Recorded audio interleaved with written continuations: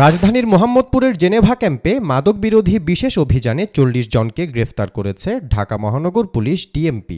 শনিবার ২০ সেপ্টেম্বর বিকেল থেকে রোববার ২১ সেপ্টেম্বর ভোর পর্যন্ত এই অভিযান পরিচালিত হয়। পুলিশ কমিশনার স্যারের নির্দেশনায় আমার নেতৃত্বে প্রায় ১২০ জন আমাদের অফিসার ফোর্স, আমার এডিসি এসি সহ আমরা সেখানে অভিযান পরিচালনা করি এবং অভিযানটি বিকেল থেকে গভীর রাত পর্যন্ত আমরা সেখানে পরিচালনা করি।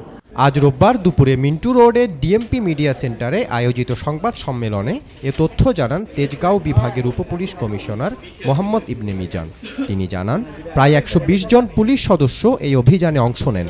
অভিযানে গ্রেফতারকৃতদের কাছ থেকে ৮টি ককটেল, ২টি পেট্রোল বোমা, ৬টি সামুরাই, ৫টি হেলমেট, ৩টি ছুরি, ১১টি চোরাই মোবাইল ফোন সহ এবং ৫০০ গ্রাম হেরোইন জব্দ করা হয়। উদ্ধার করা ককটেল পরবর্তীতে ডিএমপির বোম ডিসপোজাল ইউনিট নিষ্ক্রিয় করে।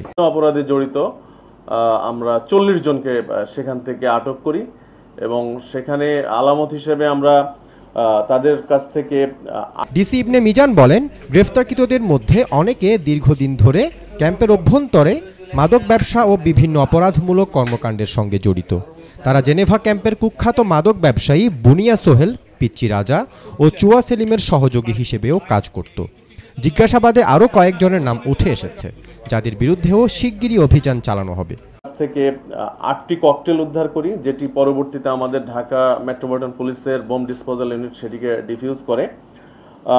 ২টি পেট্রোল বোমা উদ্ধার করা হয়, ৬টি সামুরাই, ৫টি হেলমেট, ৩টি ছুরি, ১১টি চোরাই মোবাইল ফোন এবং ৫০০ গ্রাম হেরোইন আমরা তাদের কাছ থেকে উদ্ধার। তিনি আরও বলেন, জেনেভা ক্যাম্পে নিয়মিত অপরাধমূলক কর্মকাণ্ড ঘটে থাকে।